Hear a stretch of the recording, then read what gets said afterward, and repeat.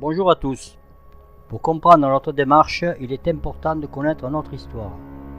Les nouveaux arrivants au village et les palmistes qui étaient trop jeunes n'ont pas vécu la fermeture des salins.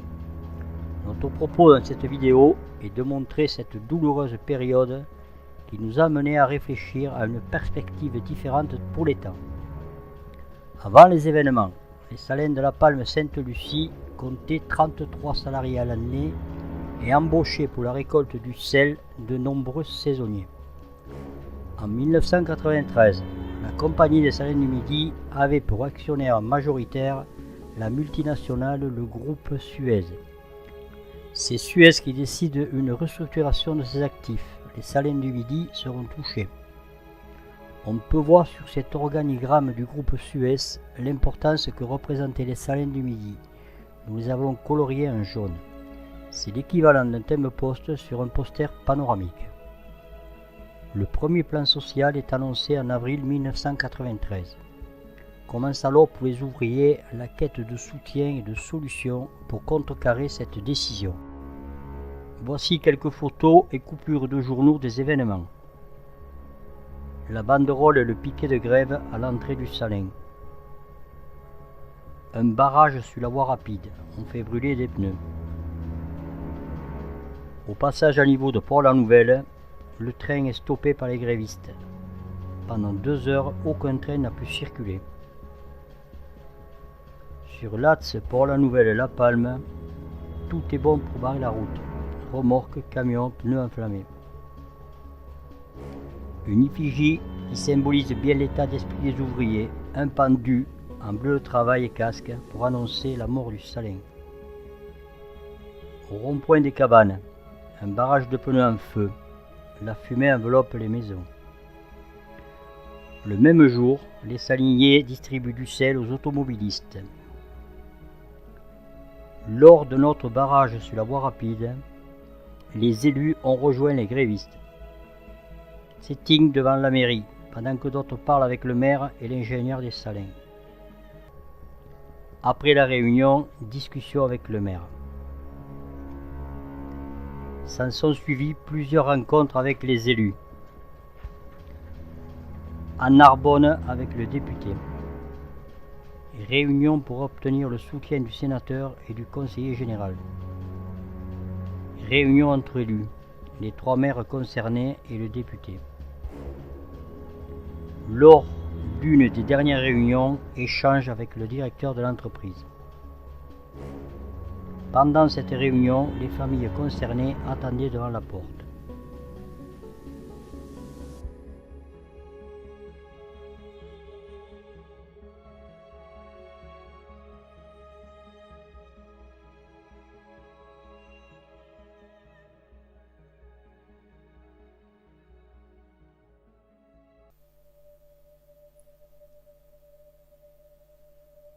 Déjà en 1993, les sels de déneigement d'autres pays faisaient concurrence aux salins.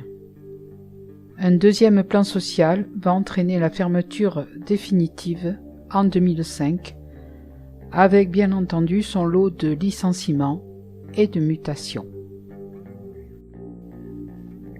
Cela va sûrement faire bondir certaines personnes, mais nous avons décidé de partager notre analyse avec tous ceux que cela peut intéresser, dans l'intérêt général du village. Après avoir vécu la triste période de sa fermeture, nous ne pensons pas que la réouverture du salin soit une bonne chose. L'enquête d'utilité publique qui porte sur l'autorisation d'occupation de l'étang met en lumière le peu d'emplois générés. Il y est question de 6 emplois, dont seulement 3 ouvriers. Nous l'expliquons dans notre lettre ouverte à Monsieur le Préfet. Mais revenons sur ces autorisations d'occupation du domaine public, qui ont permis aux salins d'exister pendant des années.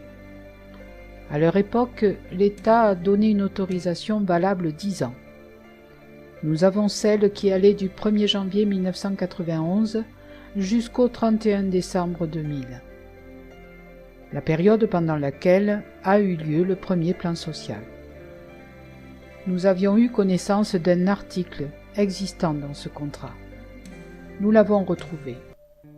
Il s'agit de l'article 6. Cette permission étant accordée à titre précaire et toujours révocable, le permissionnaire sera tenu de vider les lieux et les rétablir dans leur état primitif sans avoir droit à aucune indemnité, sur la simple notification d'une décision prononçant le retrait de l'autorisation et en se conformant aux dispositions de cette décision. Autrement dit, la Compagnie des Salins du Midi aurait dû enlever le salin et rendre à l'État toute sa place. Pourtant, cela n'a pas été le cas. Nous avons hérité d'une friche industrielle. Nous n'avons pas la copie de l'autorisation qui a dû être signée en 2000 pour arriver à 2005, date de la fermeture définitive.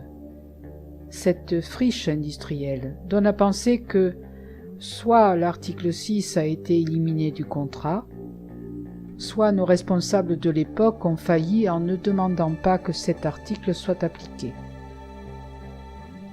Pour le village, nous pensons que c'est bien dommage. Revenons à aujourd'hui. Le dossier de la DOCOB, chargé d'étudier la fréquentation des oiseaux sur notre étang, donne un document intéressant. La localisation des espèces d'oiseaux sur la surface concernée.